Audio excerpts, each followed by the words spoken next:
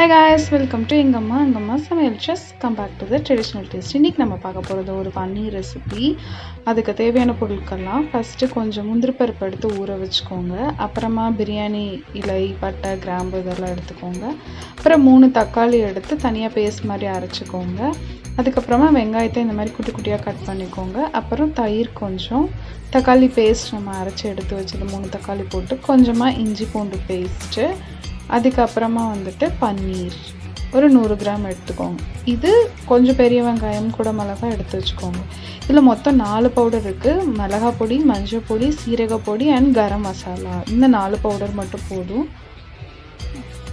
இப்போ ஒரு வானலியில் கொஞ்சமாக நெய் விட்டுக்கோங்க, கூட கொஞ்சம் எண்ணெய் விட்டுக்கோங்க.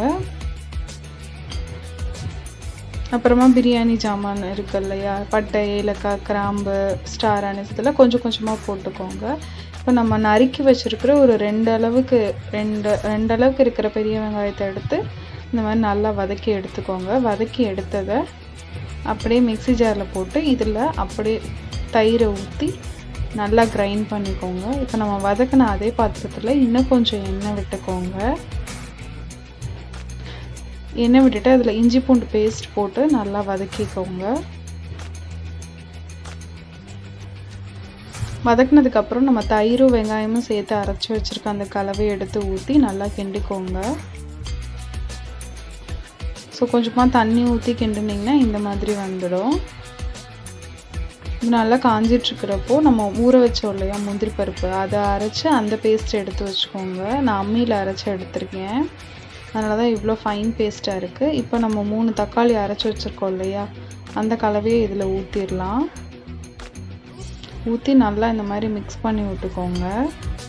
இது கொஞ்சம் நேரம் பாயில் ஆகட்டும். இப்போ அந்த பச்சை வாசனை எல்லாமே போயிடும். நம்ம முந்திரி பருப்பு இதெல்லாம் சேர்த்துருக்கிற பச்சை வாடை எல்லாம் போனதுக்கு அப்புறமா நம்ம எடுத்து வச்சுருக்க அந்த 4 பொடியும் போட்டு மிக்ஸ் பண்ணிக்கோங்க.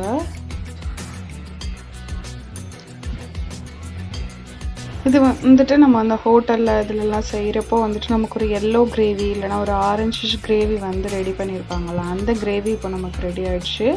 இப்போ அதில் இன்னும் கொஞ்சம் எண்ணெய் சேர்த்துட்டு லைட்டாக வந்து உப்பு சேர்த்து அப்படியே இன்னும் கொஞ்சம் நேரம் நல்லா பாயில் பண்ணிவிட்டு எடுத்து வச்சுருங்க தனியாக. அவ்வளோதான், இது நல்லா இந்த அளவுக்கு எண்ணெய் பிரிஞ்சு வர அளவுக்கு ரெடி ஆகிடுச்சு. இதை எடுத்து வச்சுருங்க. இப்போ நான் ஒரு 100 கிராம்ஸ் பன்னீர் வாங்கியிருக்கேன். பன்னீர் வாங்கி அதை இந்த அளவு ஸ்லைஸ் க்யூபாக வந்து நான் கட் பண்ணிக்கிறேன்.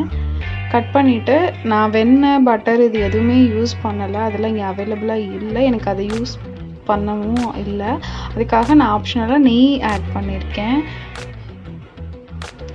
ஆக்சுவலாக இந்த மாதிரி ஸ்டிக்கியாக இருக்கும். ஸோ கொஞ்சம் போட்ட உடனே எடுத்துருங்க. ரொம்ப நேரம் விட்டுட்டிங்கன்னா அது ரொம்ப சாஃப்ட் ஆகிடும். இப்போ நான் அதில் வந்து எனக்கு ஃப்ளேவர் பிடிக்கும் அப்படின்றதுக்காக கொஞ்சமாக வந்துட்டு கொத்தமல்லி பவுடரும் கருவேப்பிலை பவுடரும் நான் ஆட் பண்ணியிருக்கிறேன்.